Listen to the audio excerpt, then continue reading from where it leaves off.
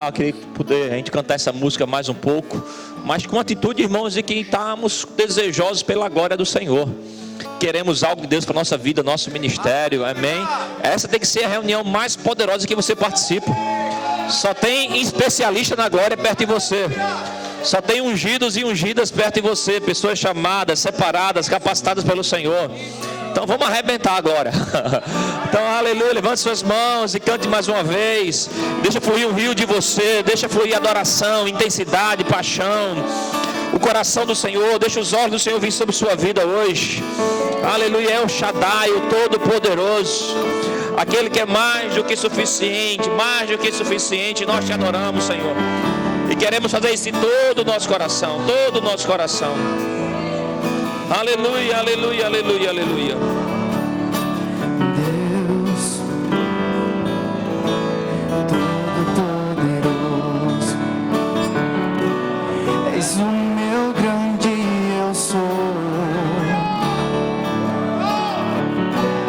meu Senhor e meu pastor, e nada me falta, Nada me falta, nada me falta, nada me falta, e nada me falta, nada me falta. nada me falta. Deus, grande El Shaddai, mais do que suficiente, meu Senhor e meu pastor, e nada me falta, e nada me falta, Nada me falta, nada me falta, nada me falta, nada me falta. Tem sido sempre tão bom pra mim, tem sido sempre tão bom pra mim. Deus tem sido sempre tão bom pra mim, tem sido sempre tão bom pra mim. Deus, El Shaddai,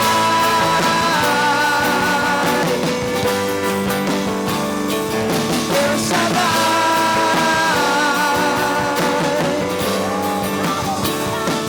El Shaddai,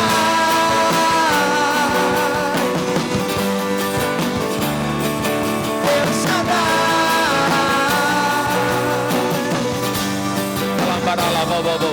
Ore em línguas, ore em línguas, ore em línguas.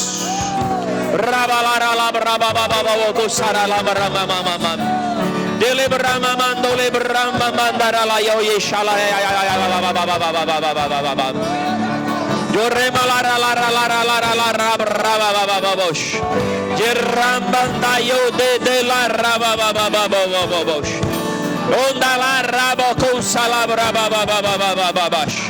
Nene de raba baba baba con salam rama mama mam.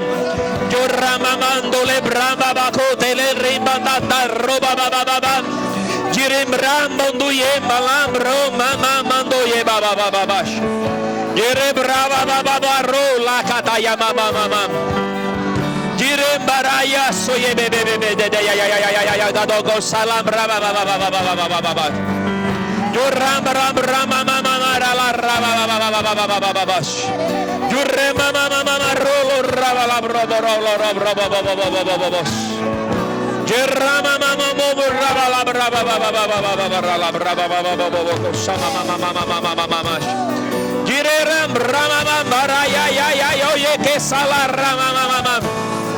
Jurama mandole brava baba kasore brava baba baba baba. June me barra la raba baba baba baba. Kota da ya rama mama. Jurro la rakata ya la sore barra brava baba baba. Junda la raba baba baba la raba baba baba kasora mama. Gerara la brava baba baba. Jure mamanda le boko sara brava baba ya roba baba baba re baba baba ye na ye la baba baba jura bara rama jure le raba baba kasare mamanda la ya baba baba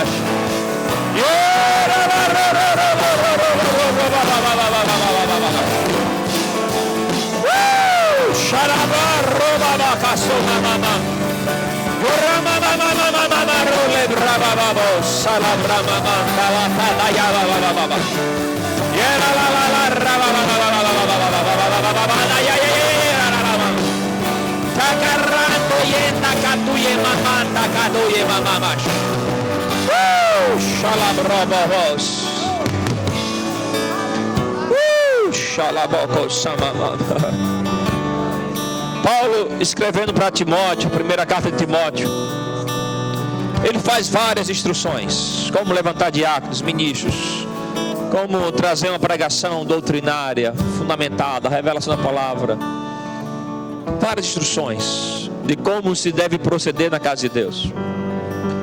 Mas no capítulo 1 ele diz: antes de tudo, faça orações. A oração é antes de tudo. Antes de levantar ministros, antes de levantar a equipe louvor, antes de começar a igreja, antes de tudo, ore.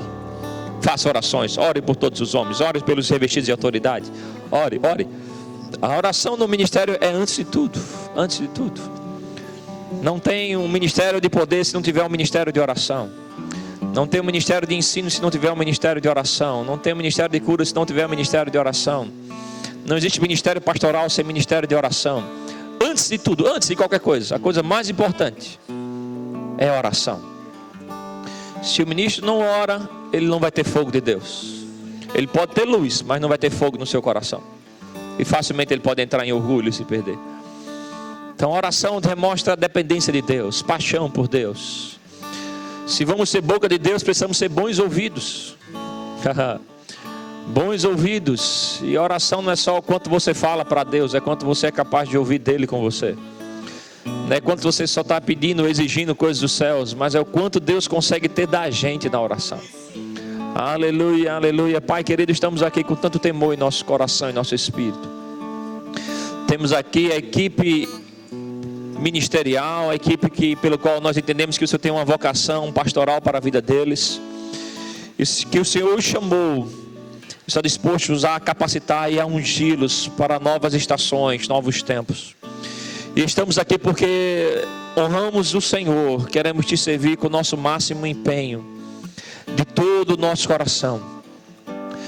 Queremos te servir, Pai, com excelência. Queremos te servir de maneira que traga honra, louvor ao teu nome. Então o Espírito Santo vem nos visitar nessa reunião, vem se manifestar e mais uma vez glorificar a Jesus, glorificar essa palavra. Nós queremos refletir a tua glória aqui na terra, Senhor, no nome de Jesus. Amém, gente? Você pode sentar. Obrigado, louvor. Louvado seja o Senhor. Louvado seja o Senhor. Amém. Tem como baixar um pouquinho, baixar não, aumentar um pouquinho a temperatura desse bicho aí? Pode ser? Eu acho que se diminuir a ventilação dele já fica bom. Porque acho que a ventilação está forte aí. Como a gente fica na frente do vento, tanto resseca quanto fica. Só diminuir a ventilação no caso. Amém, gente? Que honra estar com vocês. Eu amo esse tipo de reunião. Nós temos a equipe ministerial e podemos compartilhar coisas da parte de Deus. A gente brincava ontem, eu, o pastor Jackson e a Aurélia. A gente tem uma história antiga de amizade e já faz um tempo que ele queria trazer aqui. E quando ele chamou para estar nesse mês com vocês no aniversário da igreja, a data que ele queria, a gente não podia estar. Mas eu falei para ele: cara, eu vou estar nesse período de férias. Se tu conseguir uma vaga no Termas, eu venho. Ele disse: Júnior, será um prazer. Eu fiz: vai ser um prazer para você, mas ainda para mim, né? Não é justo, não? E tem nos agraciado aí, estamos com a nossa família, né? Minha esposa deve vir à noite com as crianças. E tem sido um tempo muito especial. E para mim é um prazer, irmãos, contribuir com vocês sobre isso aqui. Tem uma matéria na escola de ministro do Rema. Alguém aqui já fez a escola de ministro? Não, né? 2 pessoas. Próximo ano vai ter aqui, em nome de Jesus. Isso é Espírito da Fé. E em caso 24, 23 já está fechado. Tem uma matéria na escola de ministro chamada Ministério Auxiliar. E eu sou um dos professores dela, na verdade fui responsável em criar a matéria. E eu quero compartilhar algumas verdades com vocês, algumas coisas sobre isso, sobre o Ministério, né, Auxiliar. E algumas coisas que envolvem o ministério por em si, por inteiro. E eu creio que você vai ser ricamente abençoado. Amém? Eu creio que ricamente isso mesmo, porque isso tem um valor. Essa matéria surgiu quando eu fui diretor da escola de ministro em 2011, lá no Recife. e o bispo Guto esteve lá para dar uma das matérias. Eu falei para ele: bispo, a gente tem matérias, vários ministérios, várias esferas de ministério, mas a gente, para cada pastor presidente, a gente tem no mínimo uns 3, 4 auxiliares por aí, na função pastoral, né? E o ministério auxiliar não se resume só ao pastor auxiliar, mas na função pastoral nós temos uma quantidade muito maior, e seria bom uma matéria que abrangesse esse conteúdo. O bispo ficou tão empolgado com a ideia que no mesmo ano ele colocou a matéria, começou com o pastor Humberto, e desde 2012 para cá, a gente está ensinando essa matéria, já rodamos ela em vários lugares. Já tem muito pastor que me cobrou sair livre, conteúdo. Tem coisas prontas aí, talvez saiam rapidamente. Mas eu quero compartilhar com você verdade sobre isso. Amém? A Bíblia, ela tem para a gente 3 listas de dons, né? Temos os dons ministeriais, lá em Efésios 4, né, que fala sobre os dons, né, dados por Cristo Jesus para igrejas, pastorais, né, apóstolos, mestres, evangelistas. Temos a lista dos dons do Espírito, 1 Coríntios 12. Dons pneumáticos, né? Dons que são entusiasmados, encorajados, doados pelo Espírito Santo. São ferramentas para a igreja. E temos a lista de dons que está lá em Romanos 12. Abre lá, por favor. Romanos capítulo 12. Eu terei uma época para estudar sobre os dons na Bíblia, o que a Bíblia fala sobre os dons, e comecei a entender como eles estão interligados, né? Funcionando sobre isso. Romanos 12, versículo 3, diz: porque pela graça me foi dada a cada um dentre vós, pela graça que me foi dada, digo a cada um dentre vós, que não pense de si mesmo além do que convém, antes pense com moderação, segundo a medida da fé que Deus repartiu a cada um. Porque assim como no só corpo temos muitos membros, mas nem todos os membros têm a mesma função, assim também nós, conquanto muitos, somos um só corpo em Cristo, e membros uns dos outros. Tendo, porém, diferentes dons segundo a graça que nos foi dado. Se profecia, seja segundo a proporção da fé. Se ministério, dediquemo-nos ao ministério. O que ensina, esmere-se no fazê-lo. O que exorta, faça-o com dedicação. O que contribui, com liberalidade. O que preside, com diligência. Quem exerce misericórdia, com alegria. Nós temos a lista dos dons ministeriais em Efésios 4, nós temos a lista dos dons do Espírito, que são ferramentas espirituais que os dons ministeriais vão usar numa intensidade maior. Apesar de não estar só limitado aos dons ministeriais, os dons do Espírito, né, está disponível para toda a igreja que crê, que busca. A Bíblia incentiva muito a buscar. Os dons do Espírito não é algo que vai, né, partir, né, cair em você como que você tropeçando. Mas a Bíblia fala sobre procurarmos os dons para a edificação da igreja. Então, todo ministro ele tem que procurar, né, se exercitar no dom do Espírito, entender qual é o chamado desse para a sua vida. Mas quando eu leio essa lista de Romanos 12, eu penso que aqui tem as esferas de atuação de cada dom ministerial. Você deve conhecer pastores que eles têm um chamado pastoral e tem uma evidência na vida dele para trabalhar com família. E o ensino dele, as pregações dele tem um foco nisso. Você vai conhecer pastores que a evidência do chamado dele é a profecia, a pregação, a proclamação, os dons do Espírito, né? Eu conheço um dele, talvez você conheça o pastor Janduí. Ele é um pastor que opera nessa esfera do profético muito forte, né? Inspirado em Deus. Você vai conhecer pastores que têm um quê de misericórdia muito forte no coração deles, são assistencialistas, ele tem uma visão sobre isso muito forte no seu coração. Então, embora ele tenha um dom ministerial, quando ele pega um outro dom dessa lista de Romanos 12, esse outro dom vai determinar muito a área de atuação dele, a esfera de atuação dele. E aqui fala sobre aquele que preside. Então vai ter pastores que vão ter um dom para presidir, que vão ser líderes, que Deus vai colocar nele uma capacidade, uma habilidade para presidir uma obra.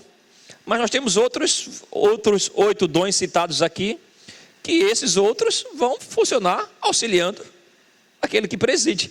Está me entendendo? Então, nem todo pastor ele é chamado para presidir uma obra. Não sei se isso para você é novo, mas para alguns pastores que eu conversei sobre isso, foi uma grande revelação no coração deles. Porque eu já conheci pastores que estavam auxiliando a sua igreja e eles se sentiam pressionados pela função, que eles teriam que sonhar em assumir uma igreja. Embora ele fosse muito apaixonado pela igreja que ele servisse, embora ele servisse com muito empenho, as coisas estivessem funcionando, mas ele achava, olha, eu tenho que trabalhar minha mente para ter uma obra, para assumir uma obra, e aquilo era uma espécie de pressão no coração dele para isso.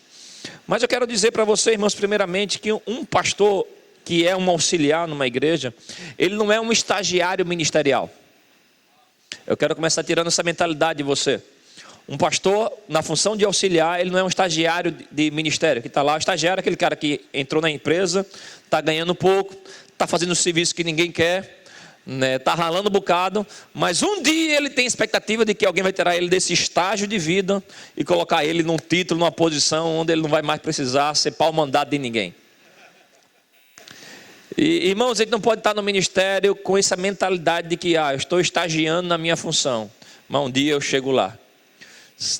Eu creio, e não só creio, mas já vi muitas obras que poderiam ser obras expressivas, grandes, mas o crescimento dela foi abortado, porque auxiliares autênticos não assumiram o seu papel e não funcionaram onde Deus queria que eles funcionassem. Um dos nossos trabalhos, nossa igreja lá, eu sou co-pastor do pastor Humberto, e nos nossos trabalhos é coordenar as congregações das nossas igrejas, novas obras. Meu pastor também é supervisor na região do Recife. Então, tanto ele lida com a igreja sedes, quanto as nossas congregações, quanto as congregações dos outros, os outros pontos de pregação. Então, estamos sempre em atividade ministerial. Tem uma história que aconteceu conosco, de um irmão, ele muito conhecido, professor do Rema, um professor muito querido da sala de aula, né, muito firme doutrinariamente, uma boa palavra, bom conteúdo. E ele servia auxiliando uma obra e precisamos colocar um ponto de pregação de um pastor. E o nome daquele irmão ficou muito cogitado, porque ele era um servo fiel, alguém de excelência no seu serviço. E conversamos com o pastor dele sobre a possibilidade daquele irmão assumir aquela obra. E todos viram que ele seria a pessoa que atendia todos os critérios que tem lá em Timóteo, né, em Efésios e tudo mais. E convocamos eles para assumir essa obra.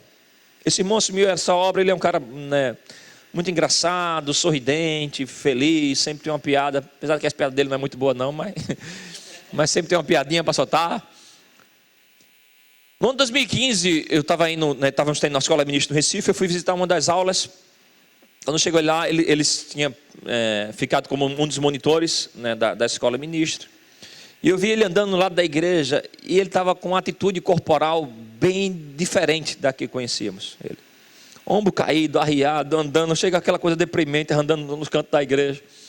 Uma cara de cansado, suado.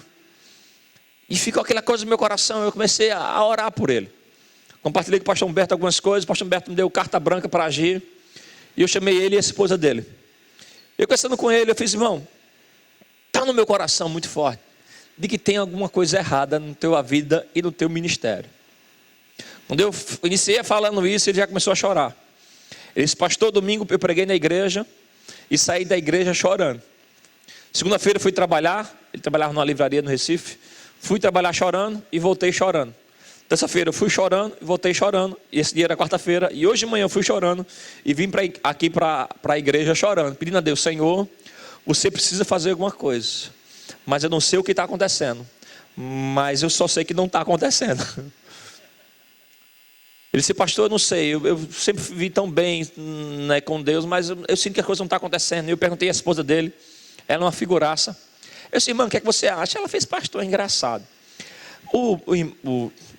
Segurar o nome do irmão para preservá-lo. Ele prega tão bem quando ele prega em outras igrejas, ele ensina tão bem. Mas quando ele prega em nossa igreja, pastor, ele não prega bem não, ele prega armin demais.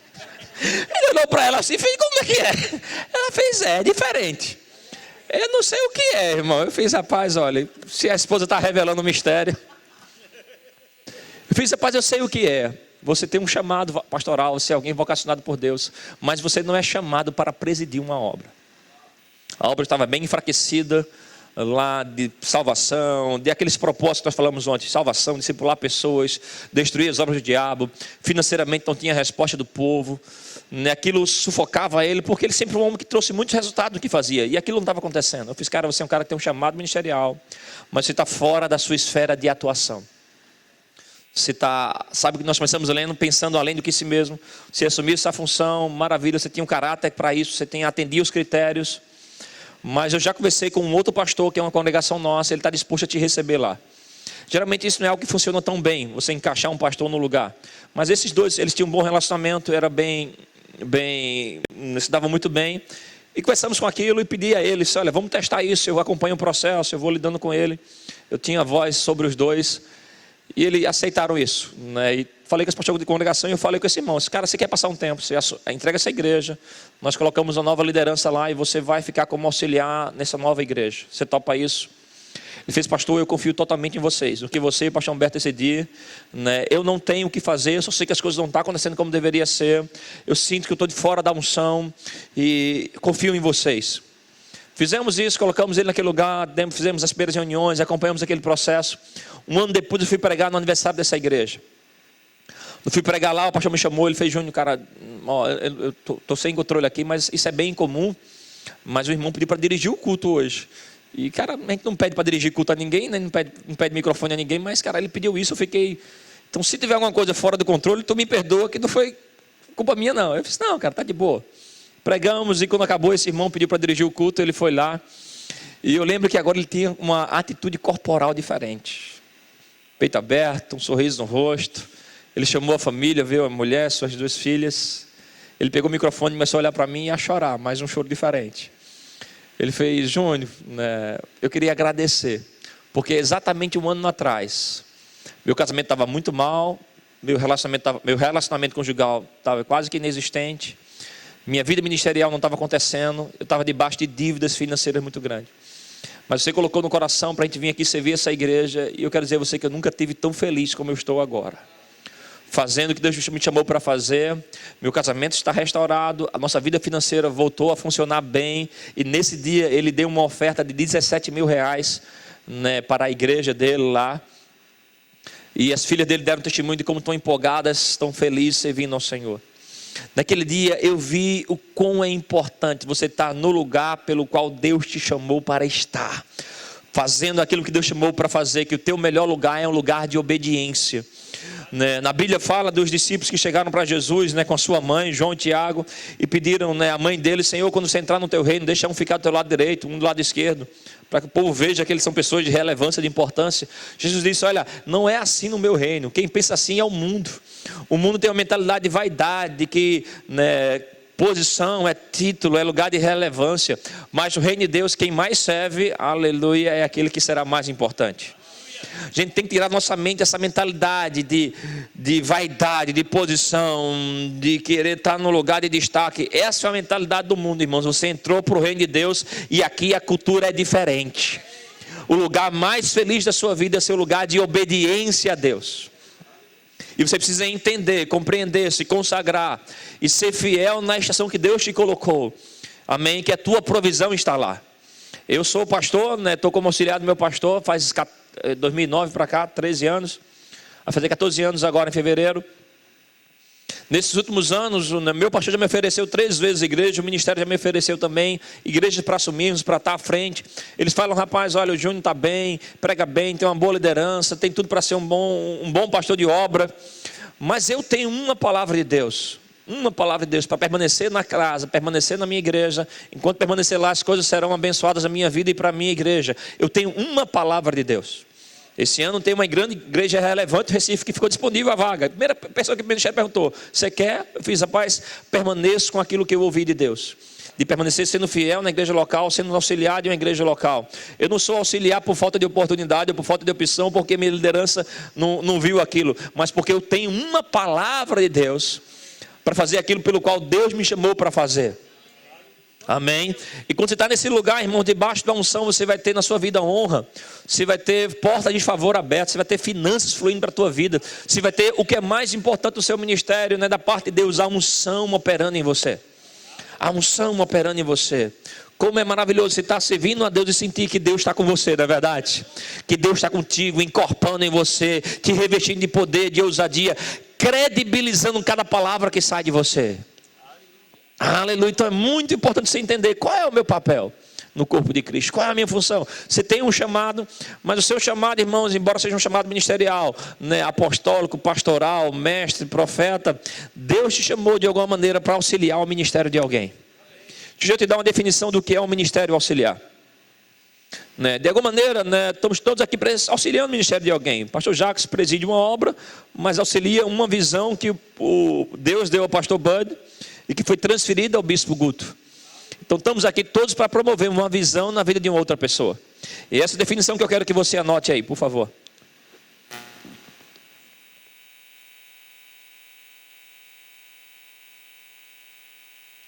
Ministério auxiliar é alguém chamado por Deus. É alguém chamado por Deus para apoiar uma visão na vida de outra pessoa. Ministério auxiliar é alguém chamado para apoiar uma visão de Deus na vida de uma outra pessoa. Lembra que nós falamos de visão ontem? É a maneira pelo qual nós vamos trabalhar para alcançar o propósito. Isso pode ser por tempo determinado ou como propósito de vida. Tempo determinado ou como propósito de vida.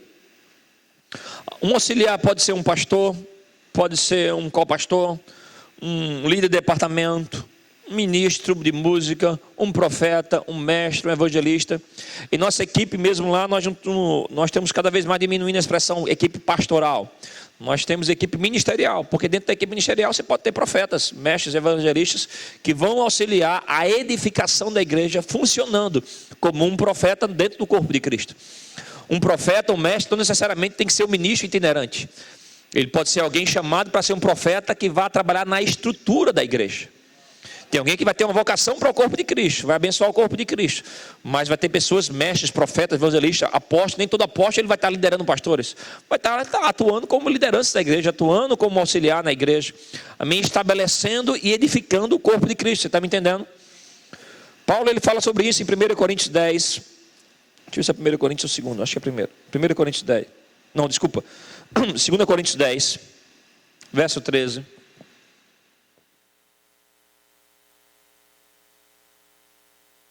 Segunda Coríntios 10, verso 13.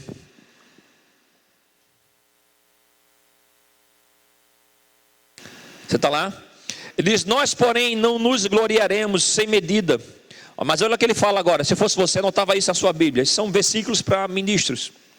Ele diz, olha, mas respeitamos o limite da esfera de ação que Deus nos demarcou. Paulo, ele diz, olha, eu trabalhei dentro da esfera de atuação que Deus demarcou. Foi Deus que disse, o seu limite de esfera é até aqui. Que se estende até vós. Olha o que ele fala, 14. Porque não ultrapassamos os nossos limites, como se não devêssemos chegar até vós, posto que já chegamos até vós com o evangelho de Cristo. Não nos gloriando fora de medida, nos trabalhos alheios, e tendo esperança de que crescendo a vossa fé, seremos sobremaneira engrandecidos entre vós, dentro da nossa esfera de ação. Existe uma esfera de ação que Deus já marcou para cada um de nós, irmãos. Um lugar de atuação, uma esfera de influência, que pode ser por uma fase da sua vida ou como um propósito de vida. Moisés, ele teve esses dois tipos de auxiliares da vida dele, né? Ele teve um, que é primeiro que se levantou, Arão, alguém chamado para ser um auxiliar. Assim que Deus chama Moisés para voltar e coordenar o povo, lá em Êxodo 3, aquela experiência na sarça, na conversa com Moisés, Moisés disse, Senhor, o Senhor está me chamando para liderar um povo, o Senhor está mandando eu ir confrontar Faraó, o homem mais poderoso que existia na terra naquela hora. Eu vou lá para exigir dele a libertação de um povo. E eu perdi a habilidade na fala, né? Alguns entendem que ficou gago, outros que ele não conseguia falar, que não tinha uma boa oratória. Mas vamos lá. Vaga de emprego. A função, negociação, vendas. Pré-requisito básico, falar bem, não é não. Primeiro critério que o candidato não tem, falar. Aí Deus olha para Moisés, eita, é mesmo, esqueci.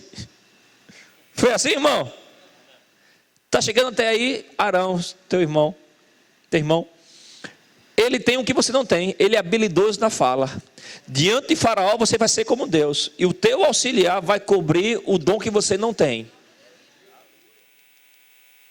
Deus não olhou para Moisés e disse: olha, eu vou dar a você o dom que você não tem. Não, eu vou dar outro que tem um dom que você não tem. Aleluia. E Arão vem, e muitos milagres que nós atrelamos a Moisés, e Deus deu a Moisés, Arão é quem ativa ele falando. As codornizes mesmo, nós falamos, olha que Moisés orou, vem um vento do norte e sul, quem libera a palavra ali é Arão, e vem um vento que traz codornizes, o povo estava sem comer carne há muito tempo, e ele está lá sendo honrado por isso, operando debaixo do poder nisso. Deus é o estilista de Arão, e é Deus que diz a Moisés como vai ser as roupas de Arão, tecido linho, fino, desenhado, aquele chapéu papal que chama, né? Ali, a mitra, era o chapéu de Arão, com a descrição em ouro: santidade ao Senhor. Pessoas olhavam para Arão e lembravam da santidade a Deus. Era um homem honrado, era um homem respeitado, ungido, que estava ao lado de Moisés nas grandes conquistas deles. Alguém chamado para ser um auxiliar, você está me entendendo? Mas aí Moisés viajou, foi ficar 40 dias fora.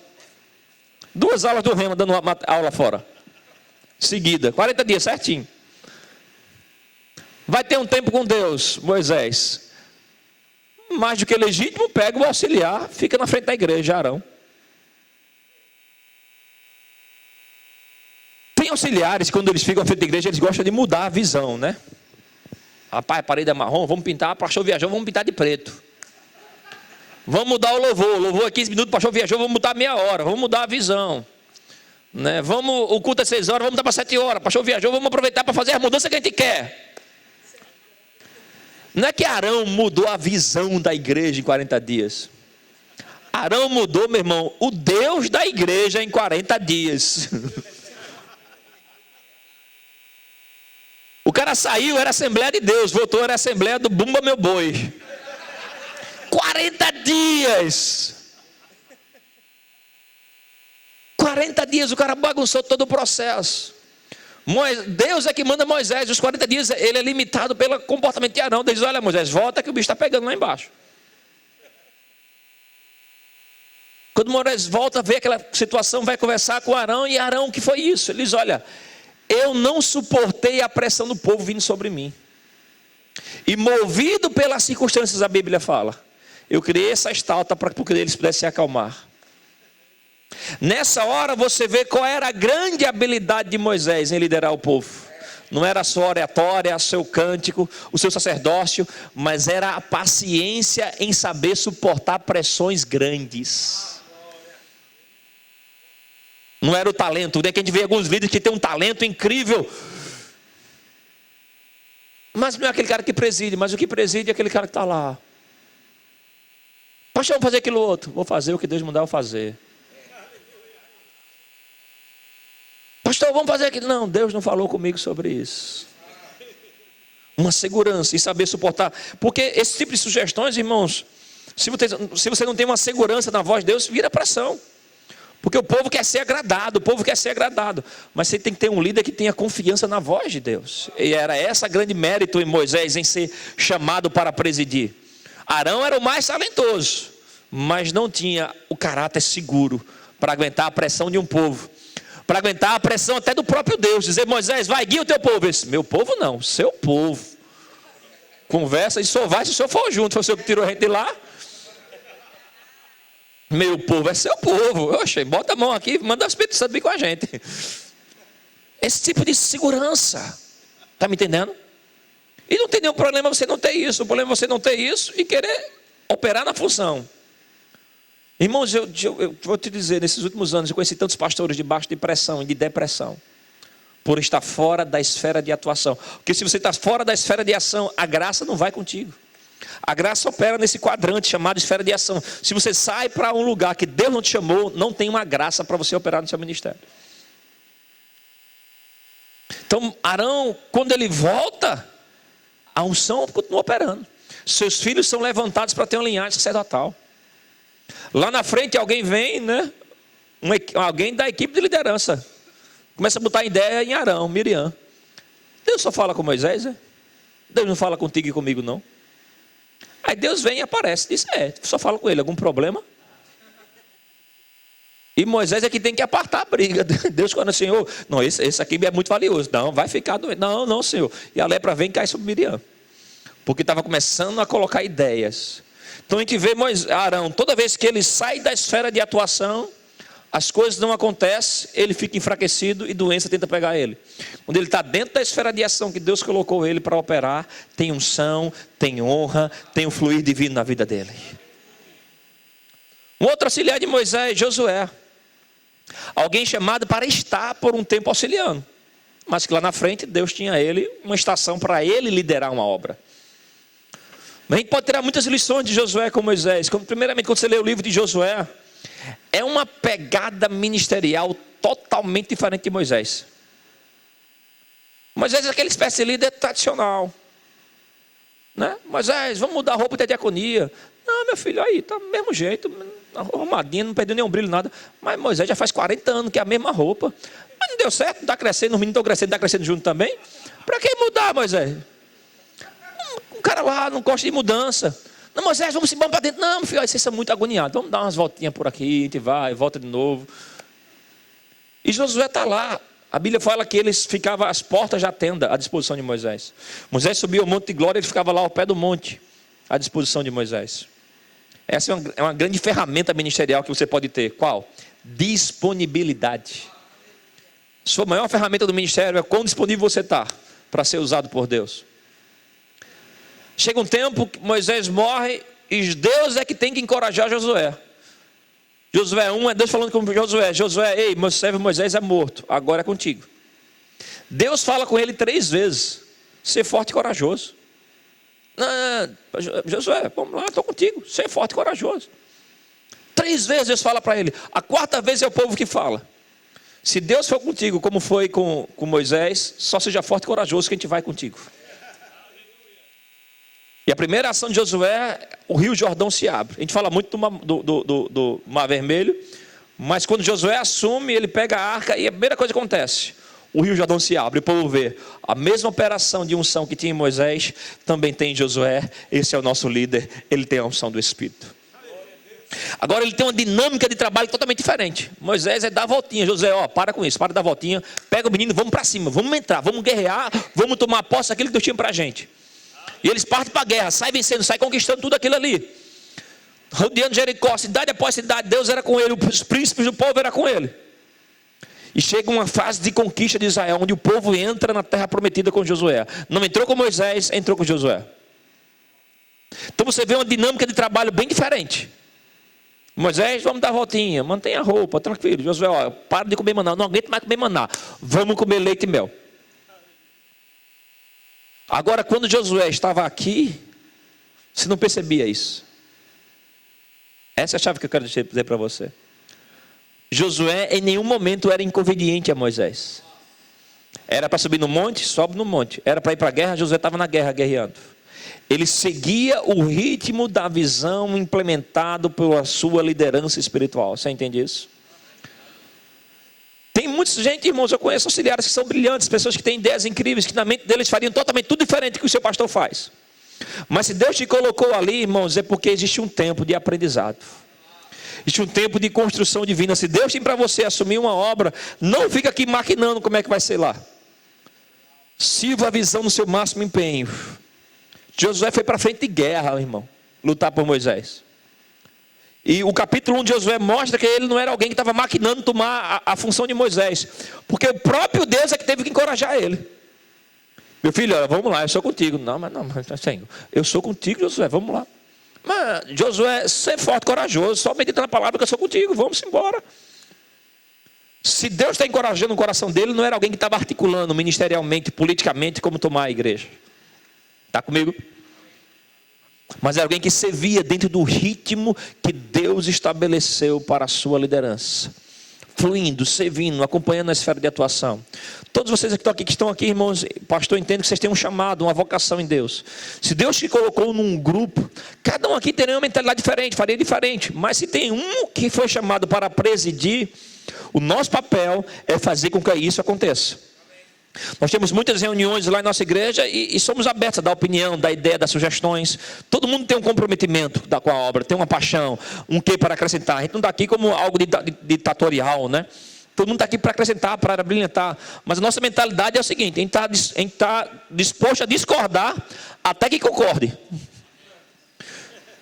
Depois que concordou, acabou a discordância, todo mundo se move em cima daquela direção. Então, enquanto não tem uma concordância, rapaz, vamos fazer isso, fazer aquilo outro, assim, pode fazer, não dá, rapaz, isso é bom, isso é ruim, rapaz, a direção é essa. Então acabou a discordância. Como fazer isso da melhor forma possível? Está me entendendo? E aí, nessa unidade, Deus ordena a bênção em a vida. Então, como equipe, nós vamos estabelecer, vamos trazer ideia, criatividade, soluções, né? Você está liderando uma esfera da igreja, área de departamento, Deus vai te dar a visão sobre aquele departamento, como ser mais eficaz. Quanto mais você ora, você busca de Deus, você estuda sobre aquilo, você cresce, você vai tendo ideia, você pode acrescentar ao seu pastor sobre isso. Mas até ter uma visão clara. Quando a visão está clara, você só submete a isso, que é lá onde vai estar o fluir de Deus. Tem coisas que Deus vai te dar que é prestação. Tem coisas que Deus vai te dar se você está sendo chamado para lá na frente assumir alguma obra. Naquela estação você vai utilizar. Deixa eu te dizer também, eu já conheci tanta gente que quando era auxiliar era crítico. Se eu fosse eu fazia assim. Se fosse eu fazia assim. Mas quando assumiu aquela obra, a gente ficava lá. Cadê aquela velocidade? Aquela eloquência, aquela coisa brilhante que faria, que aconteceria. Pelo contrário, a obra está mais fraca, mais tímida, mais sem resultados. Mas enquanto estava por baixo era, se fosse eu. Irmão, você não sabe a esfera de atuação. Cada esfera tem uma graça, mas cada esfera também haverá uma pressão. E se você for para um lugar que não é a sua esfera, você só vai ter a pressão, não vai ter a graça. Capacitando, energizando, habilitando, trazendo inteligência para você. Então fica no lugar que Deus chamou. Eu vi essa história de um homem de Deus. Fugiu agora o nome dele aqui, mas depois eu posso conseguir esse material, pastor, para vocês. É um livreto, né, 30 e poucas páginas. Daqui a pouco o nome dele chega para mim. Mas esse cara, ele foi aluno da Universidade Oral Roberts. Nos anos 70 por aí, a Universidade Oral Roberts era muito expoente, né, em fazer ministros e em enviá-los para o mundo. Ele estava lá como aluno na Universidade Oral Roberts, estava no seu último ano, e ele estava a ponto de se formar. Ele tinha um chamado evangelístico e tinha muita mentalidade de fluir como evangelista. Ele também tocava, era músico, tocava em algumas igrejas na região. E ele tinha voltado de uma temporada onde ele tinha feito algumas ações evangelísticas na Flórida, e estava entrando na faculdade. E ele conta com detalhe, quando ele parou o carro, ele estava pegando seus livros e correndo no corredor da faculdade. E ele sente a voz de Deus falando com ele, dizendo, meu filho, o que você faria se eu falasse com você para abrir mão do seu ministério, para servir ao ministério de um outro homem? Só que ao fazer isso, você vai alcançar mais pessoas para mim. Entendeu a sugestão de Deus? O que você faria se eu pedisse para você abrir mão do seu ministério, para servir o ministério de um outro homem? Mas ao fazer isso, você vai alcançar mais pessoas para mim. Isso aquilo ficou no coração dele por alguns dias. Primeiro, pelo caráter sugestivo de Deus. Deus falou com ele, eis que te digo, larga tudo e vai. O que é que você acharia se eu pedisse para você abrir mão do seu ministério evangelístico, para servir um outro homem? E ao fazer isso, você alcançaria mais pessoas para mim. Ficou aquilo no coração. No encerramento do ano letivo, o Oral Roberts chamou o Maurice Cerulo para fazer um evento de consagração. E estavam todos os alunos do campus nesse auditório. E Maurice Cerulo está pregando, né, um texto falando sobre o que nós devemos fazer para realizar a obra de Deus. E ele convida todos os alunos a se prostrarem e a se renderem ao Senhor em busca dessa resposta. O que eu devo fazer para realizar a obra de Deus? Quando ele se levanta, Deus coloca no coração dele, dizendo, olha, é esse o homem que eu quero que você abra a mão do seu ministério para servir ao ministério dele. E ao fazer isso, você vai alcançar mais pessoas para mim. Diz que ele não tinha nenhum relacionamento com o Maurice Cerulo, não tinha nenhum contato com ele. Ele tentou entrar em contato e se dispôs para trabalhar na equipe ministerial dele. Ele tinha uma formação como contador. Ele dizia, olha, nunca na minha vida eu vou ser contador de novo, que ou um negócio que eu não gostei. E um dos escritórios do Maurice Cerulo, no interior do Texas, abriu uma vaga para ser contador. E ele fala assim, olha, se você vai servir a Deus, você precisa ter flexibilidade. Você nunca deve ser alguém rígido, endurecido, Porque em Deus você vai ser chamado para fazer muitas coisas que a sua carne não vai gostar. Mas se você fizer de todo o coração, você vai ser muito útil na mão de Deus. E ele entra por aquela vaga e está lá trabalhando. E ele descobre uma solução incrível para o ministério. E aquilo traz de volta vários milhões para o ministério do Mauro Cerulo. Chama atenção na presidência. O pessoal, para quem foi esse garoto, chama ele para cá. E ele agora é chamado para trabalhar no escritório principal. Ele cai na graça de todo mundo. E ele é enviado para a Europa para implementar o ministério do Mauro Cerulo na Europa. E agora ele está escrevendo esse livro, chamado A Bênção de Servir o Ministério de um Outro Homem. Eu vou me comprometer a mandar para vocês esse material, mando para o pastor, e ele manda para vocês uma leitura de 1 hora, você encerra esse livro. A Bênção de Servir o Ministério de um Outro Homem. E ele começa esse livro falando um pouco dessa história, dizendo, olha, hoje, ele conta lá no livro, esse livro chegou na minha mão há mais de 10 anos, então ele é do início do ano 2000. Ele fala, hoje, depois de 30 anos, se eu não me engano, com 7 ou era 8 filhos, né, no ministério.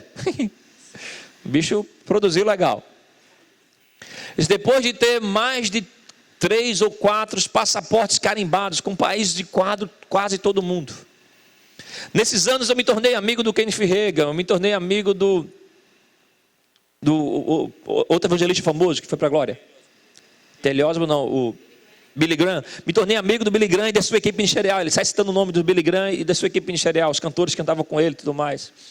Hoje, depois de ter visto reuniões de lideranças na Inglaterra, onde nós reunimos mais de 16 mil ministros ao longo da semana, para serem treinados e preparados ministerialmente. Hoje, após sermos o primeiro ministério evangelístico a entrar na Rússia, após a queda do muro de Berlim, né, Moscou ter aberto as portas, e fizemos evangelismo na Praça Vermelha, e mais de 50 mil pessoas foram lá para adorar ao Senhor. Hoje, após ter pregado ele cita um país, eu acho que não sei se foi a Noruega ou Dinamarca, que tem um ditador que caiu também. E eles foram o primeiro ministério. Eu pude pregar e ver milagres criativos, como um braço crescendo, mão crescendo naquele lugar. Hoje eu olho para trás, e esse homem agora ele fala como vice-presidente do ministério Mauro Cerulo. E tem várias fotos dele em programa de televisão lá do Mauro Cerulo como vice-presidente do ministério. Ele diz, olha, hoje eu olho para trás e lembro daquele dia na universidade, onde o Senhor falou comigo.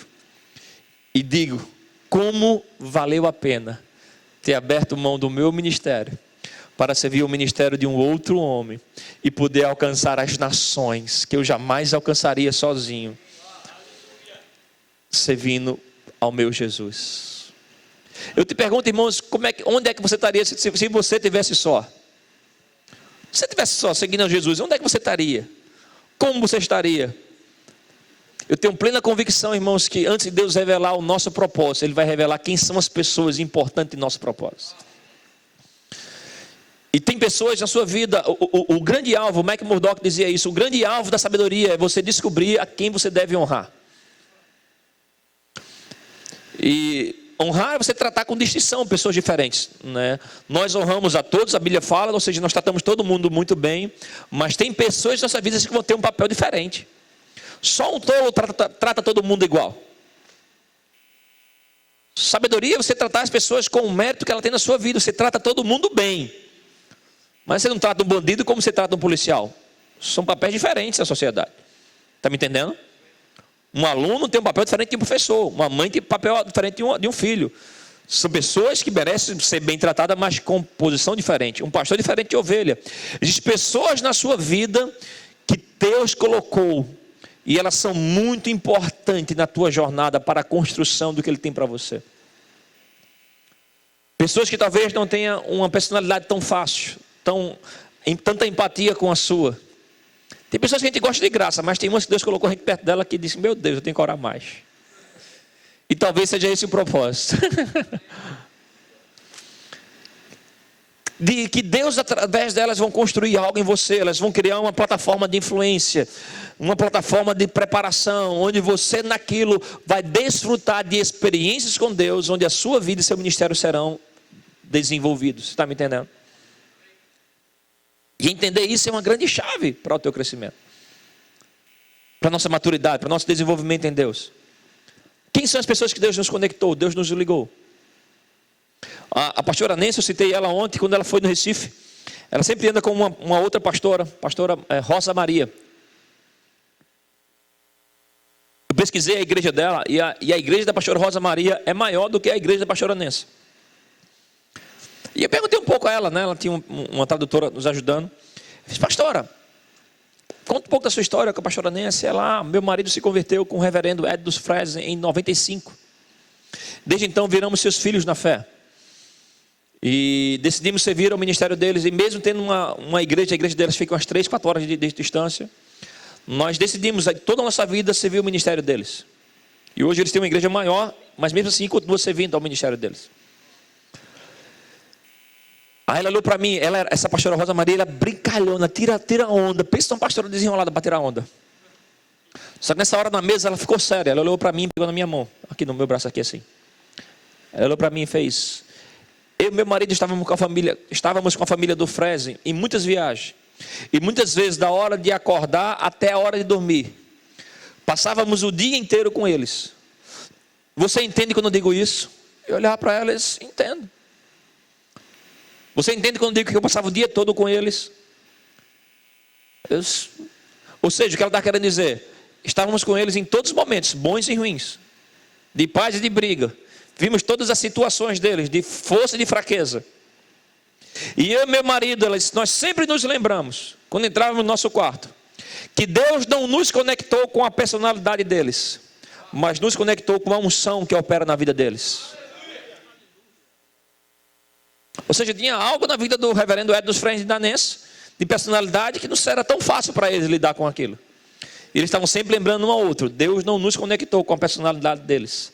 Deus nos conectou com a unção que opera na vida deles.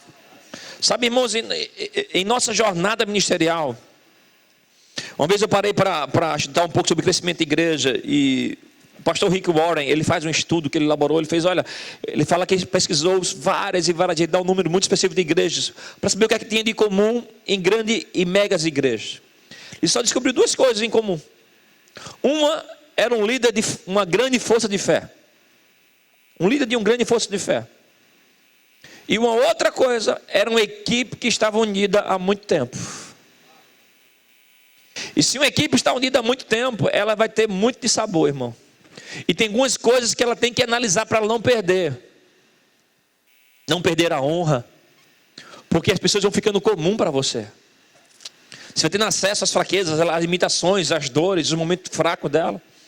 E a gente tem que ter cuidado para não perder a honra em nosso coração, um pelos outros. E principalmente por nossa liderança.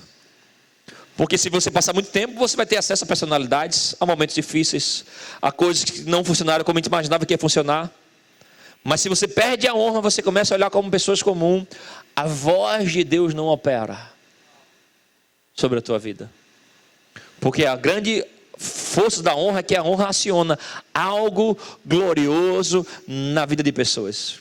E se você se relaciona com pessoas que Deus te colocou em posição de autoridade, você não tem honra por ela, você não vai ter esse fluir de glória tocando a tua vida. Então, numa equipe que está há muito tempo, ela é muito propensa a entrar na área do comum, a ficar comum uns aos outros, os relacionamentos, os contatos, as conversas. Por isso é importante a honra ter protocolos. Embora tenha relacionamento, tem que ter protocolo, relacionamento, respeito. Você trabalhar o seu coração. Em Efésios 5, a Bíblia fala de Jesus Cristo, compara Jesus Cristo, né, a relação da igreja de Cristo com o marido e a esposa. E fala que Jesus Cristo amou a igreja, se entregou a ela.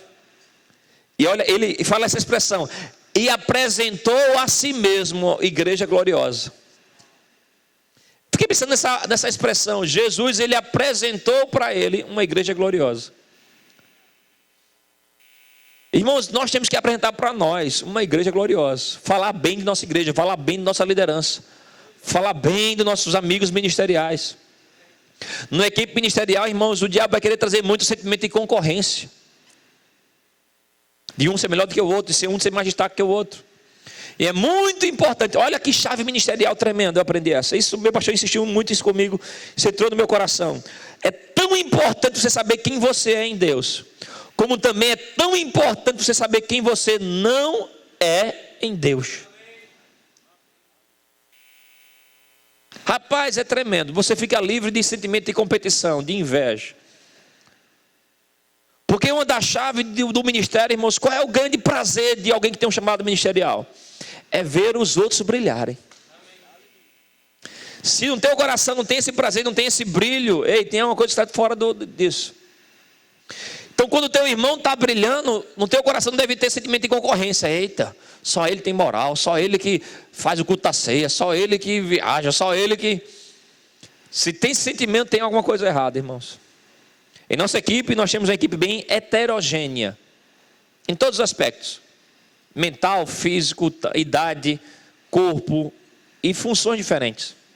Nós temos um pastor que ele tem um chamado para ser pastor de criança. É a esfera de atuação dele. Não é que ele goste de criança, gosta da aula daí. É uma vocação, é uma chamada ministerial dele. A mentalidade dele, o jeito dele, como ele prega, tudo tem a ver com lidar com crianças. Nós temos outros pastores lá que já têm uma experiência de vida, que a mente dele funciona família. A gente estava essa semana elaborando o calendário da igreja para o próximo ano. Todo mundo lá, não, vamos fazer aquilo, outro. E o cara, tal culto da família, só ok. Não, a gente pode fazer um dia da família. Ah, beleza. Não, a gente pode fazer uma viagem com a família. Meu irmão. Mas é porque é o ministério dele. É a chamada dele, a paixão dele, a mente dele vai ter criatividade nessas áreas ministeriais, está me entendendo? Eu tenho uma pegada parecida com o pastor Humberto, de eventos, de lidar com ministérios. Então, eu sei que às vezes para eles é difícil lidar com isso, porque às vezes eu vou estar em alguns eventos expressivos, que eles não vão estar. Mas é porque existe uma chamada no coração. Está me entendendo? Uma vocação. Graças a Deus, na mente dele, Deus foi também me treinando a como lidar com isso com eles também. Ano passado, fui pregar na Convenção Nacional da DONEP. Eu, pastor Humberto, pastor Janduí. Né? Convenção importante, expoente no Brasil. Me senti muito honrado com o convite, com aquilo. Mas eu fiquei pensando, o que é que meus amigos estão achando? E para mim foi muito importante, quando cheguei perto deles, eles chorarem, quando souberam do convite. De alegria, de honra, abraçando, encorajando. Cara, como eu queria estar lá, como eu queria favorecer isso. Eu fiz, meu Deus, como é bom ter construído uma história de honra com eles. E quando um está sendo honrado, os outros também se sentem honrados nisso. E do contrário também é verdadeiro. A Bíblia fala que nós devemos aprender a ser, né? Paulo diz, olha, posso todas as coisas naquele que me fortalece. Aí ele fala, eu aprendi a ser humilhado, mas também aprendi a ser honrado. A gente, por experiência de vida, a gente aprende muito rápido a ser humilhado, né? A vida favorece muita gente a ser humilhado em muitos lugares. Mas quando a gente entra no ministério, a gente tem que aprender a ser honrado e não mudar o coração. Tivemos pessoas brilhantes em nossa equipe, excepcional, nunca foram vaidosos, humildes. Tem pessoas que a gente recorria a ela para algumas coisas doutrinárias. Fez, cara, tal assunto na Bíblia, tal situação. Pastor, não é assim, aquilo outro, tal versículo outro. Ah, cara, agora sim, beleza. E começamos a honrar esse cara. Vamos dar ele para dar aula no Rema. Vamos indicar ele para dar aula. E portas rápidas se abriram para ele. Ele foi dar aula nas melhores escolas. Sabe quando você sai para dar aula nas melhores escolas? O pessoal te recebe lá por 10, 15, 20 dias. E todo mundo te recebe como o mestre, o profeta. Tem tapete vermelho esperando você. Todo mundo que chega diz, quão lindo, maravilhoso você é. Todo mundo chega com uma oferta, dá um relógio, dá uma palavra, dá um pix, manda alguma coisa. Só quando você volta para a igreja, você diz, e aí, bicho, tudo bom? Como é que foi a viagem? Está certinho, toda a paz, valeu. Tem que varrer a igreja, vê se... Não tem nenhum tapete vermelho dizendo, beleza, santa, quarto C da divindade, venha que nós iremos. Não, irmão, você volta para ser só mais um em nosso meio. Então você tem que aprender a ser honrado e não mudar o coração. O que acontece é que muitos desses que a gente levantou e foi honrado, quando voltou, eu gostei de viajar. Lá eu sou melhor tratado. Lá me valorizo como eu sou. Só que lá, belezinha, vocês estão te recebendo por 10 dias. 15 dias, 2 dias. Então eles estão vendo você em alta performance.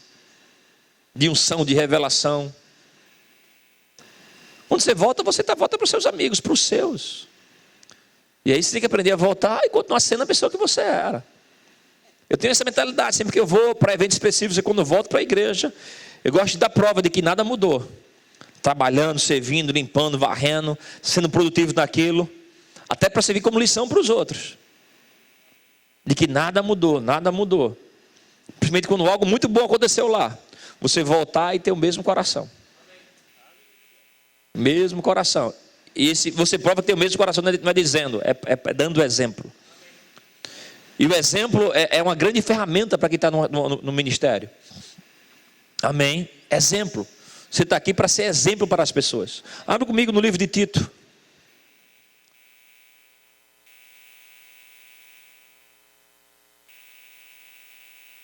Tito 2:7.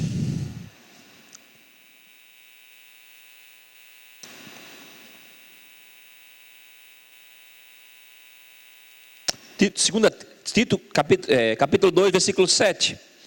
Diz: torna-te pessoalmente padrão de boas obras. Padrão de boas obras. No ensino mostra integridade, reverência, linguagem sadia e irrepreensível, para que o adversário seja envergonhado, não tendo indignidade nenhuma que dizer a nosso respeito. Uau. Padrão de boas obras. A equipe ministerial da igreja, irmãos, sabe, temos o que preside e todos os demais estão operando no ministério. Eu digo que o pastor presidente da igreja é uma espécie de pai, né, espiritual para a igreja. Os outros ministros são os irmãos mais velhos.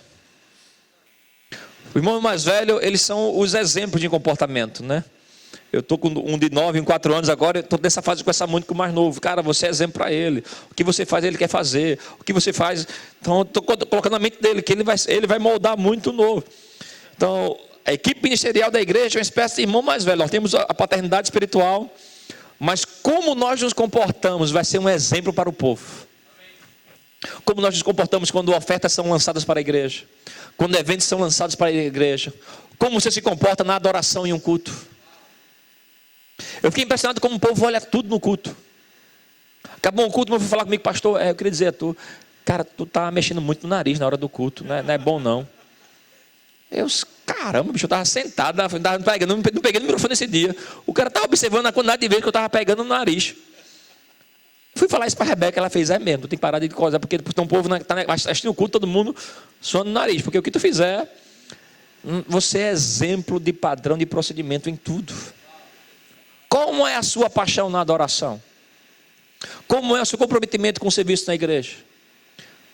A sua atitude, ela é uma linguagem, a sua atitude fala muito de você. A sua adoração, no seu serviço, nos eventos de uma igreja. Então você está aqui, irmão, se prepara, a sua vida agora adiante vai ser examinada em tudo. Primeiro ano que eu me tornei pastor na nossa igreja lá, ainda era no outro prédio. Eu cheguei a vez de manhã na igreja, o irmão me chamou assim à parte e fez: Júnior, a gente estava reunindo o pessoal aqui, o pessoal falando aqui, estavam uns homens aqui conversando sobre você. Rapaz, a gente gosta muito de você, mas, cara, assim, tu virou pastor e, cara, tu brinca muito. Tu tira muita onda, cara. Assim, o pessoal que tá falando aqui, tu tem que ter uma postura mais de pastor, ser mais, aquela coisa mais séria. Mas eu disse: cara, tá bom, obrigado, vou guardar isso, vou pensar sobre isso. Aí foi, acabou. À noite, chegamos pro culto, aí um irmão me chamou e deu a entender que estava na mesma reunião. Eu falei: Júnior, a gente estava reunido assim, os homens aqui falando assim de manhã, batendo um papo, papai, falando até sobre tu, a gente gosta muito de você. E, cara, tu virou pastor, bicho, e tu ficou muito sério, cara. Cara fechado o tempo todo. Tu era um cara tão brincalhão, fazia a gente rir o tempo todo. E, cara, a gente sente saudade daquele cara brincando no nosso meio. Eu falei: mas vocês são uma onda. Vocês estão se reunindo aí. Nem vocês estão se entendendo na fofoca de vocês. E quer que eu mude a minha vida baseado nisso. Aquele dia eu voltei para casa e eu fiquei pensando. Eu fiz: cara, como nossa vida é analisada. E cada ponto de vista é visto em um ponto. O de cá viu que estava ranzinho. O de cá viu que estava palhaço demais. Nossa vida vai ser analisada, irmãos. Então você tem que estar livre no seu coração em ser quem Deus chamou para ser, mas sabendo que você vai ser padrão e exemplo dos fiéis. Eu decidi, eu vou servir o Senhor de todo o meu coração, mas vou ser feliz no ministério. Eu vou me divertir, vou ter sorriso no rosto, vou levar as coisas com leveza, estar em paz, estar livre de coração. Eu trabalho muito meu coração, trabalho muito minha mente. Eu quero estar aqui, estar me divertindo. A minha igreja ser o melhor lugar para mim, para adoração, para ter encontro com o Senhor. Eu sou cheio de amigos, tenho meu momento de descontração, mas tenho uma seriedade com Deus, com a palavra de Deus, com as coisas de Deus. Então, irmãos, a sua vida será exemplo para muitos.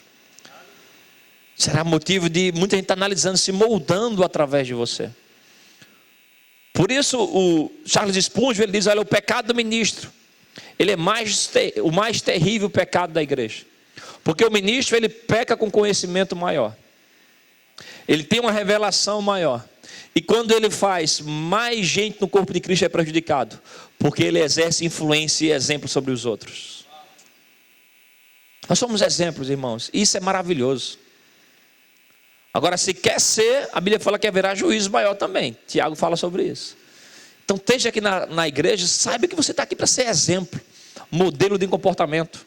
Tem uma máxima na liderança que fala, olha, se o líder corre, o povo anda. Se o líder anda, o povo para. Se o líder para, o povo senta. Se o líder senta, o povo deita.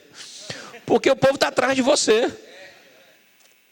Então você vai ditar muito o ritmo de como vai ser. Se você está aqui, irmão, você tem que ter paixão em estar aqui. Quero encerrar com esse entendimento. Eu estava quando fui ordenado ao ministério. Fui licenciado em 2009 e ordenado em 2000 acho que foi 2010, foi 2011. Início de 2011.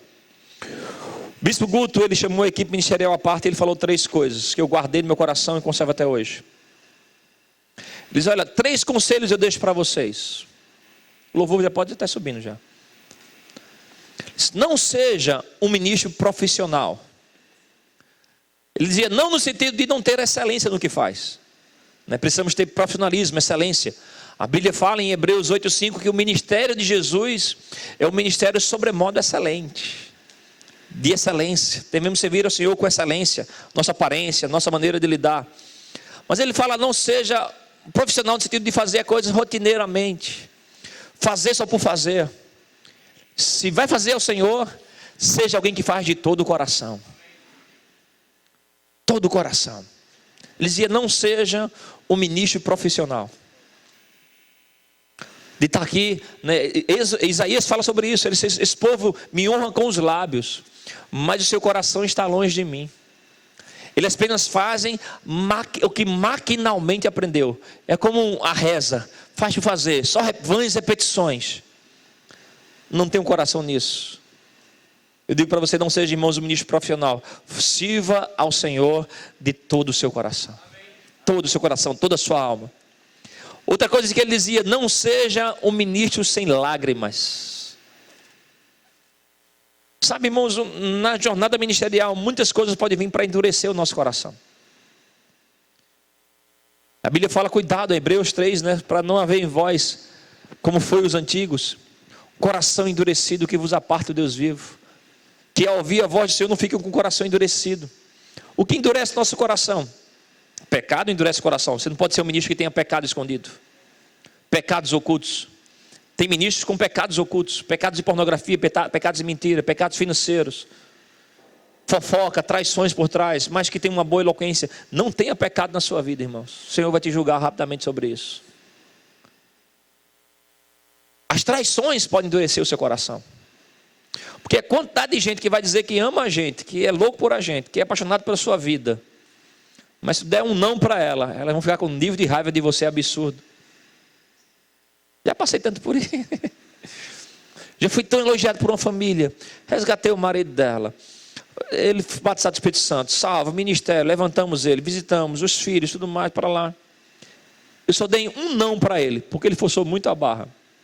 Foi suficiente para ele engolir uma ofensa comigo tão absurda. E numa reunião com ele, você fez assim, você disse aquele não ali no pátio. Eu fiz, olha, você me parou no pátio no momento que eu estava indo para a reunião, eu falei que não podia parar para conversar ali. Você insistiu em dizer que estava fazendo algo que o pastor Beto já falou para você 3 vezes para você não fazer. Ele está fazendo algumas reuniões escondidas.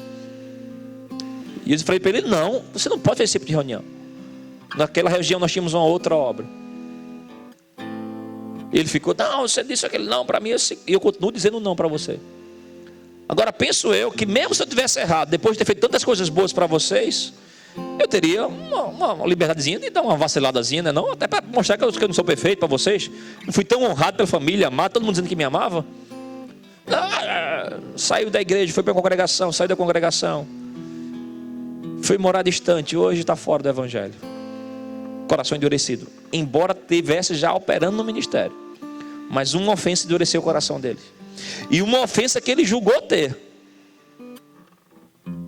Que tem ofensa que você sente, fizeram com você, mas tem ofensa que você só achou. Isso pode deixar o nosso coração endurecido, e se o seu coração está endurecido, os seus olhos vão ficar secos. A gente não pode estar no ministério, irmãos, e perder a paixão e a compaixão por vidas. Tem Tem muita coisa que você vai ter para estudar, para pregar a mensagem, mas às vezes outros têm que parar para estudar coisas que vai alimentar você. E uma coisa que você precisa alimentar você é a compaixão no teu coração. De olhar para os perdidos e continuar chorando por eles. É impressionante a quantidade de versículos que fala que Jesus Cristo se movia por íntima compaixão. Você vê muito essa expressão na Revista Corrigida. Se movia por íntima compaixão. Não podemos ser ministros sem lágrimas, irmãos. Ah, pastor, minha personalidade, seu jeito. Deus transformou um coração de pedra em coração de carne. Paixão pela presença do Senhor. Se a voz de Deus não está quebrantando você, outra coisa vai quebrantar você. Nós não podemos ser. Uma vez eu estava na nossa igreja, veio um ministro de fora e o pastor Humberto pediu para Júnior dar uma ajuda a ele. Ele era um pastor de uma outra denominação. Ele queria alguma ajuda na parte de estatuto. Batemos um papo com ele sobre isso na época, mas durou pouco e falamos muito sobre o coração dele, sobre o relacionamento ministerial dele. E ele saiu do meu gabinete dizendo: rapaz, eu preciso me arrepender. E nós oramos lá, ele se arrependeu de algumas coisas. Viemos para o culto. Eu estava do lado esquerdo. Estava um louvor fluindo. E ele era um homem grandão, fortão, musculoso. Ele estava no meu lado, ele começou a chorar. Ele me cutucou e fez: ei. Ele chorava e ria olhando para mim. Ele fez: ei, eu estou ouvindo Deus, eu estou ouvindo Deus. Eu disse: cara, que coisa boa. Um pastor que preside uma obra tem que ouvir Deus. Não fiquei comigo, né? Aí ele me cutucou de novo. Ele disse: não, é que tu não me entende não. Disse, o meu ministério era igual àqueles 400 anos antes da vida de Jesus. A Bíblia fala que foram 400 anos de silêncio profético. O meu ministério é assim: anos de silêncio da voz de Deus. Mas hoje eu ouvi Deus. Quando ele falou aquilo, eu respeito o quebrantamento daquele homem, o que Deus está falando com ele. Mas o culto para mim acabou ali. Eu não lembro quem pregou naquele dia, eu não lembro o que foi feito. Porque eu passei o resto do culto pensando naquilo. Eu fiz: Senhor, eu respeito o meu irmão, e glória a Deus porque hoje ele ouviu a tua voz. Eu respeito a sinceridade dele abrir o coração comigo. Mas Senhor, me ajude a não estar no ministério com um título. Eu fiquei pensando quanto esse homem liderava essa igreja há muitos anos. Domingo após domingo subir no púlpito, falar em nome de Deus, aconselhar em nome de Deus, fazer reuniões em nome de Deus, sem ter ouvido Deus. Senhor, eu respeito o coração do meu irmão que hoje está aqui arrependido, mas me ajude, Pai, a não ficar feito Saul. Tem uma coroa, mas não tem mais a presença. Esse é um dos maiores juízos que o ministro pode ter. É não ter mais a unção operando na vida dele. Ele tem só a coroa, tem só o título. Mas a vida de Saul virou um inferno, mesmo tendo uma coroa na cabeça. A Bíblia fala que ele ficava enlouquecido das pressões. Não seja um ministro sem lágrimas. Não seja um ministro insensível às coisas de Deus. Há uma conversão. A gente não pode perder a paixão por salvação de almas, irmãos. Nós somos um ministério de ensino. A gente fica tão apaixonado em ensinar as pessoas. A gente não pode perder a compaixão em ganhar almas para Jesus, em falar de Jesus nos mercados, nos hospitais, no trabalho, nos escritórios. Tem que ter essa paixão em nossos corações. E a terceira coisa que o bispo Guto falava era: não seja um ministro sem fogo. Fogo. Olha. Não seja um ministro sem fogo. Tem que ter fogo em nossos corações. A Bíblia não fala que Deus tem fogo. A Bíblia fala que Deus é fogo. A glória é revelação de quem Deus é.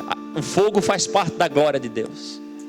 Se nós temos a glória de Deus em nós pelo Espírito Santo, precisamos ter um fogo em nossos corações. E sempre que Deus se revela pelo fogo na Bíblia, você vê pessoas saindo com uma intensidade, uma paixão maior por Jesus. Moisés teve uma experiência com fogo. Ele saiu e abriu mão de 40 anos de trabalho no deserto para servir à vontade de Deus. Elias orou para descer fogo do céu. Depois que o fogo veio nele uma força para lutar contra 450 homens e correr mais do que os cavalos do rei, no mesmo dia. Pedro negando Jesus para 3 servas, mas depois que línguas como que de fogo tocou na boca dele, ele se levanta para pregar para o chefe das servas, dizer para eles: ei, raça de víboras, vocês têm que se arrepender. Uma paixão, uma ousadia. Irmãos, se somos ministros, precisamos ter fogo em nosso coração. Fogo representa a pureza de Deus. Fogo representa a presença do próprio Deus. E o fogo representa a paixão de Deus em nossos corações. Repita comigo, diga: presença, pureza, paixão. O ministro tem que ter fogo por vidas no seu coração. Fogo pela presença, paixão em louvar ao Senhor. Não deve ser um peso vir para você para o culto e vou estar demorando. Tem que ter paixão em adorar a Deus. Paixão em ser um dizimista e ofertante. Paixão em servir. Paixão em pregar o Evangelho. Paixão em estudar a Bíblia. Paixão em acordar de madrugada para ouvir Deus, ter tempo de comunhão com Ele. Paixão em passar tempo em oração, hora após hora, orando. Paixão no seu coração. Sem fogo, irmão, não serve não. Levítico fala que era serviço do sacerdote. Todo o dia o sacerdote tinha que vir e alimentar o fogo do altar. Hoje esse altar está aqui dentro. Todo dia, diga comigo, diga: todo dia você tem que alimentar o fogo em você. Porque tem ministros que não ora todo dia. Tem ministros que não lê a Bíblia todo dia. Já citei com pastores, falando com eles: cara, qual livro você leu? Qual parte da Bíblia? Não. Todo dia você tem que alimentar o fogo em você. A paixão, a palavra. Quando você está fraco, você lê a Bíblia. Se você pecou, você lê a Bíblia. Se você está forte, você lê a Bíblia. Se você está santo, você lê a Bíblia. Se você sabe o que fazer, você lê a Bíblia. Se você não sabe o que fazer, você lê a Bíblia. Não importa como você esteja se sentindo ou o que você tenha feito, você lê a sua Bíblia dia após dia. Deu para ler, vai ouvir uma mensagem, vai uma pregação, mas se alimente da palavra de Deus. Alimente o fogo em você. Não seja um ministro profissional, rotineiro, religioso. Não seja um ministro sem lágrimas. E não seja um ministro sem fogo. Você pode ficar em pé? Aleluia, aleluia, aleluia. Fogo em seu coração. Paixão pelo Senhor. Paixão pelo Senhor. Paixão pelo Senhor. Jeremias 3,15. Isso me vem no coração e quero orar com você em cima desse texto. É uma das promessas do Senhor para o seu povo. Jeremias 3,15 diz: dar-vos-ei pastores, segundo o meu coração, que vos apacentem com conhecimento e com inteligência. Esse é um tipo de versículo que você tem que pegar ele e orar várias vezes. Essa é uma promessa de Deus para o seu povo, que Ele daria pastores, que iriam pastorear segundo o coração dele, com conhecimento e inteligência. Sabe, irmãos, quando eu leio esse texto, eu sempre oro com uma atitude de dizer: Senhor, eis-me aqui. Eu quero ser a resposta da promessa. O Senhor prometeria pastores, homens e mulheres de Deus com esse chamado, com essa vocação. Quando você fala mulheres, como o pastor Jacques falou ontem, que estariam auxiliando, operando. E eu creio que nosso dever é nos consagrar para dizer: Senhor, eis-me aqui. Eu quero ser a resposta da tua promessa para o teu povo. De ser alguém que tem um chamado, mas que cumpre esse chamado segundo o teu coração, Senhor, com conhecimento e inteligência. Você não pode ser um pastor que não tem luz de palavra e nem tem fogo no seu coração. Você não pode ser um ministro que não tem conhecimento. Tem que ter algo queimando em seu coração. Eu quero te chamar para a gente se consagrar com temor e reverência, dizer: Senhor, eis-me aqui, Pai. Eu coloco minha vida e meu coração diante do Senhor. Eu me entrego a Ti. Que o Senhor visite o meu coração nessa manhã. Sonda-me, Senhor. Vê se há em mim algum caminho mau. Guia-me por caminhos eternos. Tira toda a vaidade. Tira todo o orgulho. Tira qualquer coisa que venha querer endurecer o meu coração e impedir de ouvir a voz do Senhor. Faz isso agora. Começa a orar ao Senhor. Podemos cantar algo ao Senhor. E convido o Espírito Santo para sondar o teu coração. Senhor, tu nos sonda, Senhor, o Senhor nos conhece. Vê se há em nós algum caminho mau. Livra-nos do Pai. Guia-nos por caminhos eternos. Queremos te servir com o nosso máximo empenho, o nosso máximo coração. Obrigado por tua palavra tão viva em nós, Senhor. Nos livra da vaidade, da competição. Queremos te seguir com pureza de coração, Pai. Com pureza de coração. Queremos sermos os ministros segundo o teu coração. Queremos te honrar com o nosso melhor, Pai. Por isso nos colocamos diante de ti, Senhor. Obrigado, Jesus.